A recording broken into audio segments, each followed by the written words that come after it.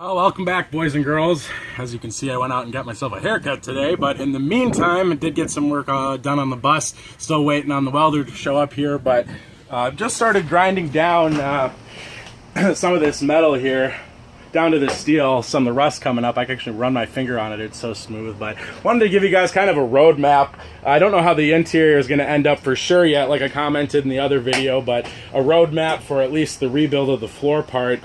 Once I get the rust ground down in here, we're going to do some spot rewelding where we need to get some of those new brackets like I talked about.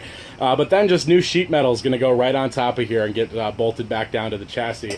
On top of that sheet metal, we're going to probably do 2-inch treated deck wood so that it won't rot out. And that'll be what I actually build the frame into, because the walls I'd like to actually have secured to the floor. Most of these windows are going to end up covered up here, with the exception of the emergency exits on both sides.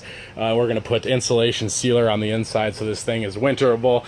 And then once we get up to the top here, this is where the wiring runs through around the bus. When I turn those dome lights on, we're actually going to skip a section and rebuild another smaller frame onto the roof, so I can put some not only some roof racking in here for storage, as well as have some reinforcement up here. Because ideally, I mean, if you have a school bus, you might as well go up top, right?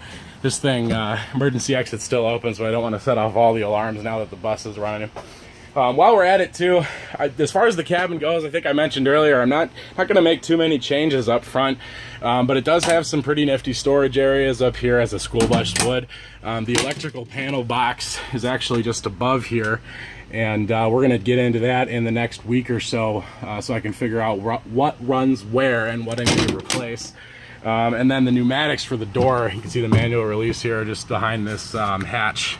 And that's what I've been opening up when I get in here, because it gets so dang hot. But yeah, stay tuned for the next update. I'll post some more after the welder gets here. We get the front grille put back on. Thanks for hitting that like button. Don't forget to subscribe, and stay tuned.